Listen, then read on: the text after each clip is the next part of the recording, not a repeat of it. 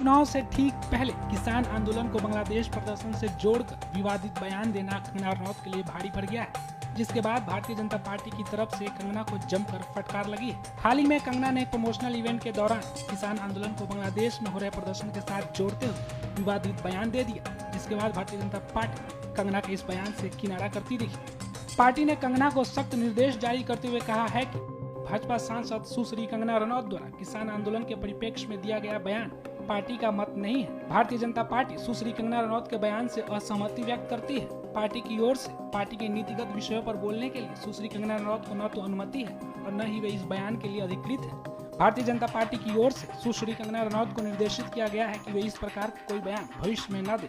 Bharatiya Janata party सबका साथ, सबका विकास, सबका विश्वास और सबका प्रयास तथा सामाजिक समरसता के सिद्धांतों पर चलने के लिए कृत संकल्पित है। अब कंगना के इस हालिया बयान के बाद कांग्रेस के तमाम नेताओं ने अपनी प्रतिक्रियाएं दी है।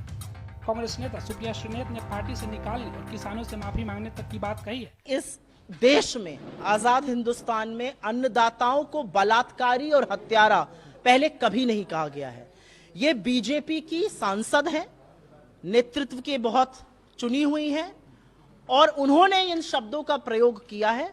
भारतीय जनता पार्टी ये कह के पलड़ा बिल्कुल नहीं झाड़ सकती है कि ये हमारा मत नहीं है, ये उनका वक्तव्य है। अगर कोई आपकी पार्टी में ऐसी कुत्सित मानसिकता का व्यक्ति है तो उसको निकाल बाहर करिए।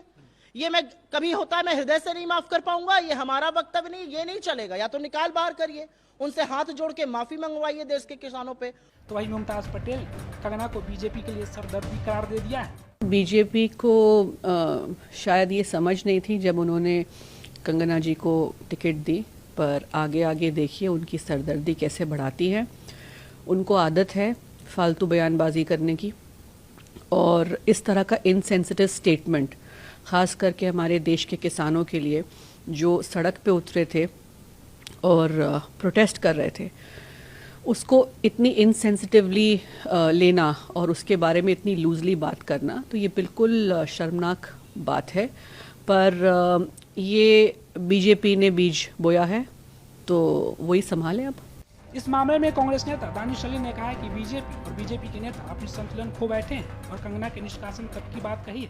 भाजपा आजकल अपना संतुलन खो बैठी है, पार्टी भी और पार्टी के नेता भी। अगर बीजेपी उनके बयान से सहमत नहीं है, अगर बीजेपी जिस तरीके का आरोप कंगना रनौत ने इस देश के किसानों पर लगाया है,